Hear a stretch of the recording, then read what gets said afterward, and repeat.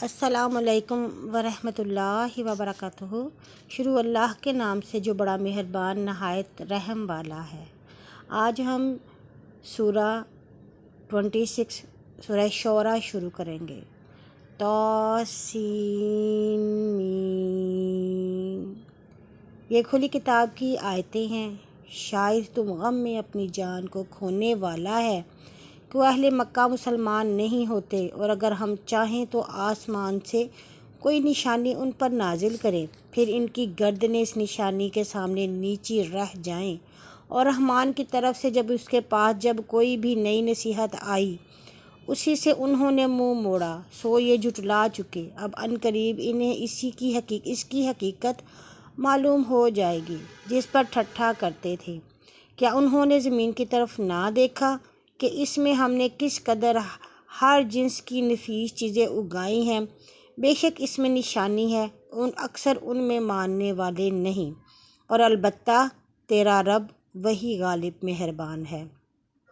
اور جب تیرے رب نے موسیٰ کو پکارا کہ ظالم لوگوں کے پاس جا جو فرعون کی قوم سے ہے، کیا ان کو ڈر نہیں؟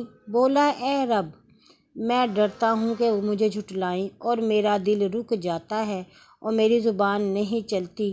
تو ہارون کی طرف پیغام بھیج، اور مجھ پر اس کا گناہ بھی ثابت ہے کہ مصری مارا تھا، سو میں ڈرتا ہوں کہ وہ مجھ کو قتل کریں۔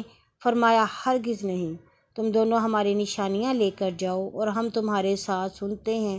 سو فرعون کے پاس جاؤ اور کہو کہ ہم جہان کے مالک کا پیغام لائے ہیں، کیا ہمارے ساتھ بنی اسرائیل کو بھیج دے کہ ہمارے ساتھ۔ بولا، کیا ہم نے تجھے تیرے لڑکپن کے زمانے میں اپنے گھر میں نہیں پالا تھا، اور تو ہم میں اپنی عمر کے کتنے برسوں تک رہا، اور تو اپنا کام کر گیا جو کر گیا، اور تو ناشکروں میں سے ہے۔ بولا، دو کام میں نے اس وقت کیا تھا، وہ کام، اور میں بھولنے چوکنے والا میں سے نہیں۔ پھر جب میں تم میں سے ڈرا تو تمہارے پاس سے بھاگ گیا، پھر میرے رب نے مجھے حکم عطا کیا اور مجھے رسول بنایا۔ اور کیا یہی احسان ہے جو تو مجھ پر رکھتا ہے کہ تو نے بنی اسرائیل کو غلام بنا رکھا ہے؟ فرعون نے کہا، رب العالمین کیا چیز ہے؟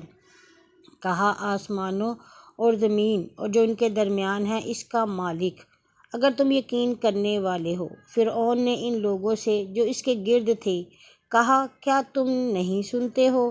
موسیٰ نے کہا، تمہارا رب اور تمہارے اگلے باپ دادوں کا رب۔ فرعون نے کہا، البتہ تمہارا رسول جو تمہاری طرف بھیجا گیا ہے دیوانہ ہے۔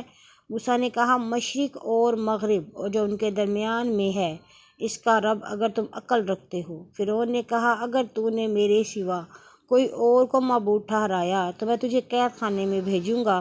بولا، اگرچہ میں تمہارے پاس ایک روشن پیغمبر لاؤں۔